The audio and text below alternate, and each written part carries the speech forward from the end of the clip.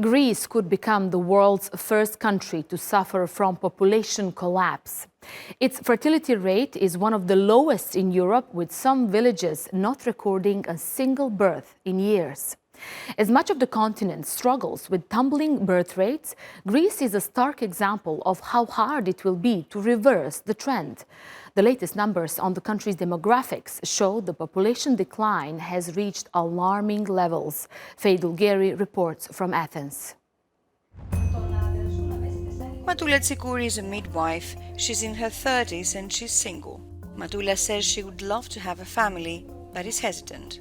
Δεν υπάρχουν γονιδιακοί σταθμοί, δεν υπάρχουν κατάλληλα προγράμματα έτσι ώστε μια μανούλα που παίρνει επιδόματα μητρότητας να μπορέσει να συνεχίσει για ένα αλφα χρονικό διάστημα, να είναι εκτός δουλειάς, χωρίς να επιστρέψει γρήγορα με άγχος οικονομικό, γιατί κακά τα ψέματα είναι ένα σημαντικό θέμα. The modern way of life is something which Matula feels discourages young people from creating a family. Βλέπω ότι και στην ηλικία μου και μικρότερη αλλά και μεγαλύτερη, στις συζητήσεις βλέπουμε ότι υπάρχει μια ανησυχία.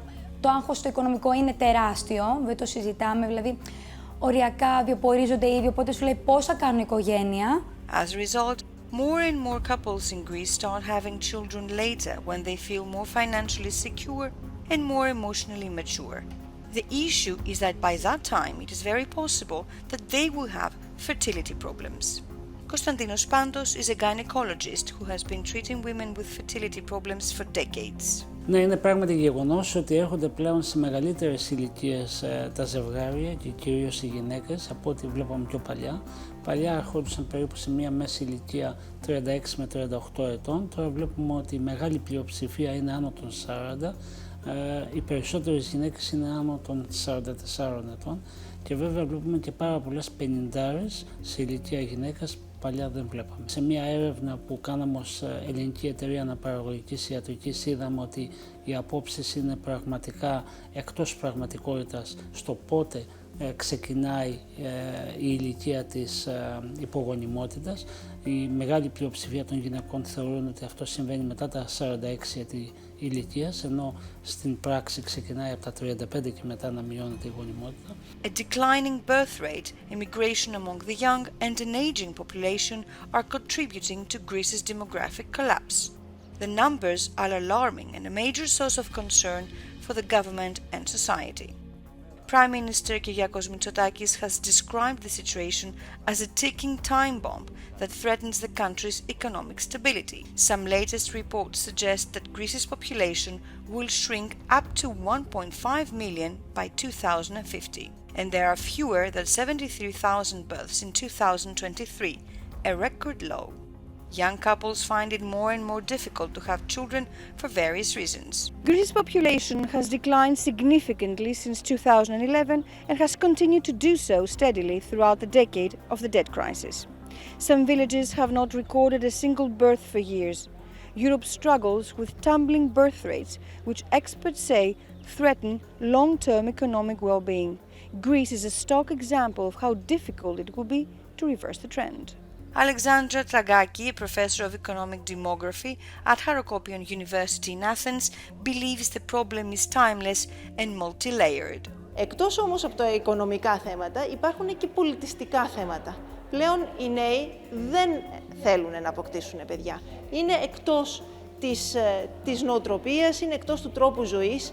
Δεν είναι μόνο στην Ελλάδα αυτό. Σε όλη την Ευρώπη διαπιστώνουμε ότι ο τρόπος ζωής σήμερα δεν συμβαδίζει με τις οικογένειες. Οι επαγγελματικές υποχρεώσεις είναι πάρα πολλές. Ακόμα και οι υψηλόμισθοι έχουν πολύ μακριά ωράρια εργασίας. Οι απαιτήσεις είναι πολλές. The matter is urgent, as projections for the not-so-distant 2050 suggest the 15 to 64 age group, the productive group of the total population, will not be sufficient to meet the needs of the people over 65. Η αλήθεια είναι ότι αν βάλουμε σαν στόχο να σταματήσει να μειώνεται ο πληθυσμός, δηλαδή να καταφέρουμε να αυξήσουμε τις γεννήσεις σε τέτοιο επίπεδο που να ισοφαρίσουν τους θανάτους, είναι κάτι πάρα πολύ δύσκολο. Για τα επόμενα χρόνια, όσο πετυχημένες πολιτικές και αν καταφέρουμε να εφαρμόσουμε, δεν θα δούμε τον πληθυσμό της χώρας μας να σταματάει την καθοδική του πορεία. Αυτό είναι κάτι εντελώς προδιαγεγραμμένο πλέον. experts warn that even if measures are taken now, the results will come far too late. The big question is, what can we do and when can we expect results? Faye Gary, Athens, TRT World. Let's bring in Faruk Hadjic. He's a dean and an assistant professor at Sarajevo School of Science and Technology. Faruk, welcome to Across the Balkans and TRT World. We've seen and heard that story out of Athens, alarming numbers coming from Greece. I mean, 1.5 million by 2050. What about the rest of the Balkans? What is the data showing? Thank you very much for invitation and for this question. Well, in general, the demographic trends all across the Balkans, including also Bosnia and Herzegovina, are very similar to those in Greece. If you, for example, take into account countries like Bulgaria, Serbia, Croatia, also Bosnia and Herzegovina, all of those countries are experiencing significant population declines. For example, I will give you some projections. For Bosnia and Herzegovina, it is expected to have around 1.5 million of citizens by 2050. For Bulgaria, population is projected to decrease from around 6.9, let's say, million in 2020 to approximately 5.2 million by 2050. Similar in Serbia, we have projections that population will drop from 6.7 to 5.3, Croatia from 4 to around 3.3 million. The main problem for this decline is because it is driven by very low birth rates. We also have high emigration rates and aging population. So if you look only the data about the fertility rate, it is in all countries significantly below the replacement level of 2.5. In Bulgaria, 1.56, Serbia, 1.48. Bosnia and Herzegovina is in the worst situation, 1.26 children per woman. So without any significant policy changes, the entire region will continue to face these demographic challenges. And even if the countries impose some measures and improve their fertility rates, can that guarantee demographic renewal? Increasing fertility rates alone may not guarantee a demographic renewal. Why?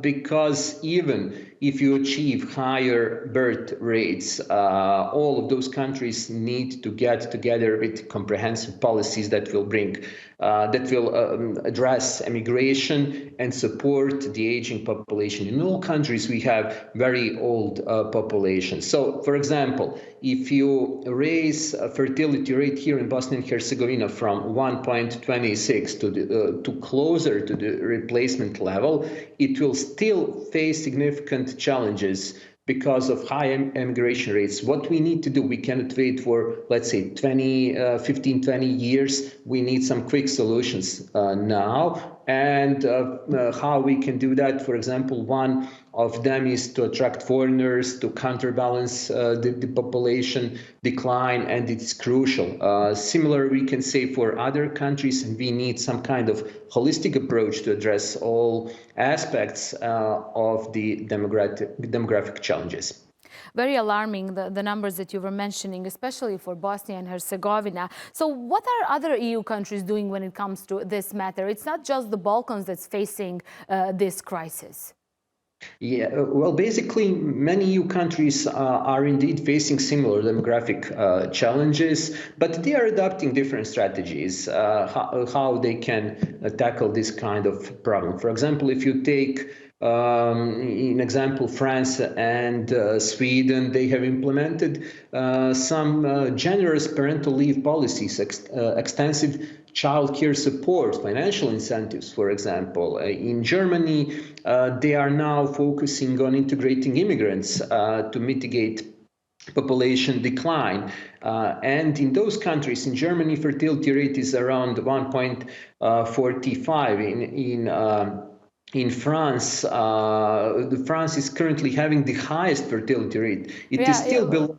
Right. Let me just jump in here, Faruk, because I want to connect it with the Western Balkans. I mean, you're talking about the countries who can afford all of this, but when we talk about Bosnia or surrounding countries, it is really difficult to even find funds for other things. Might as well focus on this. So what's next? What's coming up next? What can be done?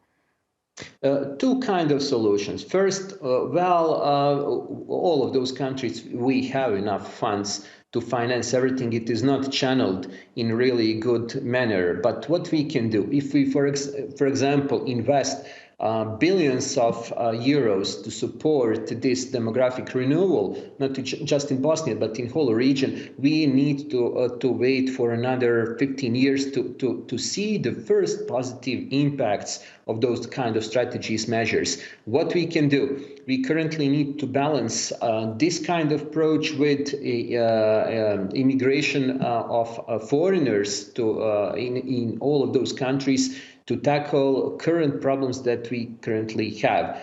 We do not have enough skilled workers in all of those countries because of this really high immigration rate that we are currently facing. Faruk Hadžić, a pleasure to hear from you and hear your insights. Thank you again for being our guest on TRT World. Thank you very much for the invitation. Thanks for watching this episode of Across the Balkans. See you next time. Bye-bye for now.